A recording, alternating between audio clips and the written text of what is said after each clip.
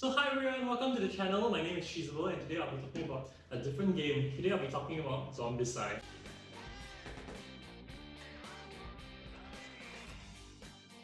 So Zombicide is a game that I kickstarted a few years ago. I'm not sure when this was, maybe 2 years ago.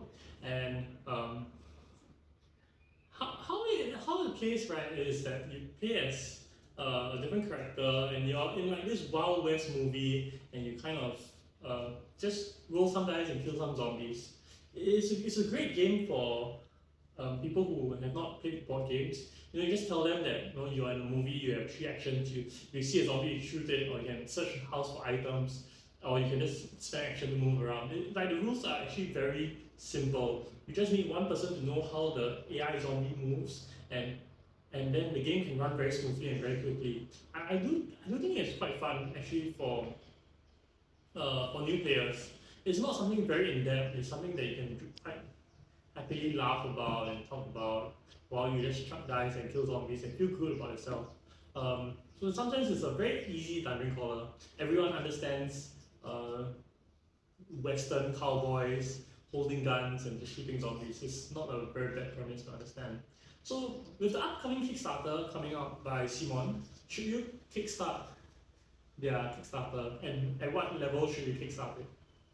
So there are a lot of other channels who talk about it, and they talk about it from various aspects. They talk about it from value point of view, like will this game hold its value, or some people say that should you kickstart this game? Is it worth its money?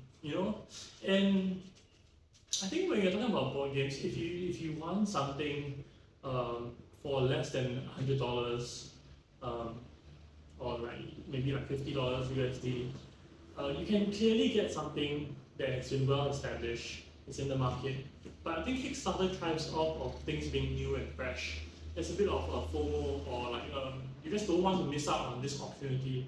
So when these type of games come along and with all their add-ons, it becomes a very luxury product that I think if you are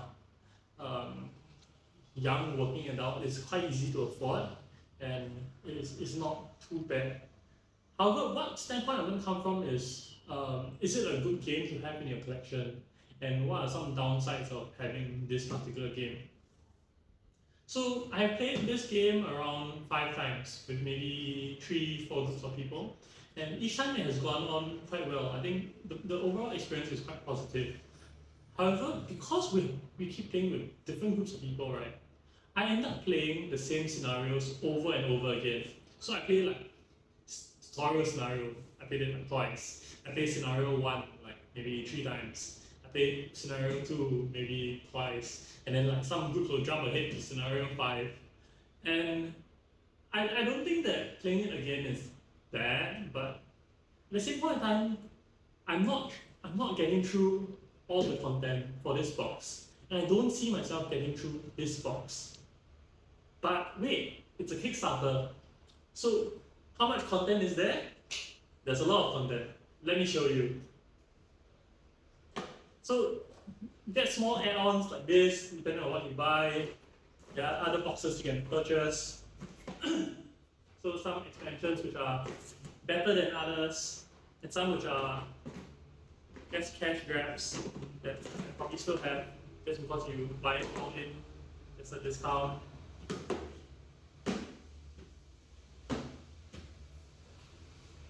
This is a full-on campaign that I have not even touched.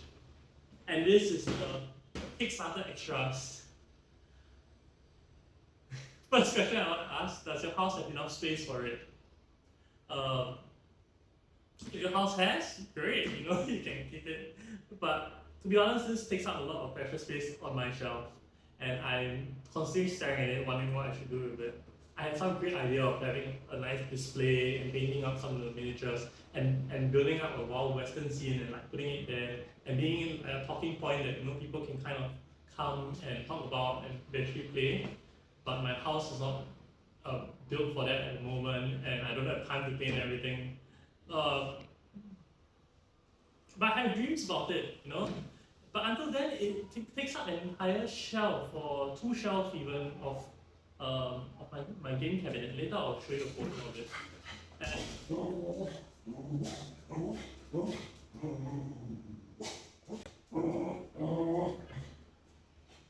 So should you kickstart Zombicide? I wouldn't bog me down too much, but if I had to go back about this purchase, I would purchase the base game and whatever Kickstarter extras that came with it. These two boxes will be more than enough for a long time. But once you have put a pledge in, they send you so many emails and there's so many updates, and it's so easy to just go on to the next tier, the next tier, the next tier. And soon enough, you will find yourself very easily convinced, especially if you have some spare cash, to kickstart the entire project. However, my recommendation is that if you have not got a Zombicide game and you're looking for a game to be social, and when friends can come in, you can sit around for an hour and you can just chuck dice. And I think for people who have not experienced board games, it's quite a good entry point.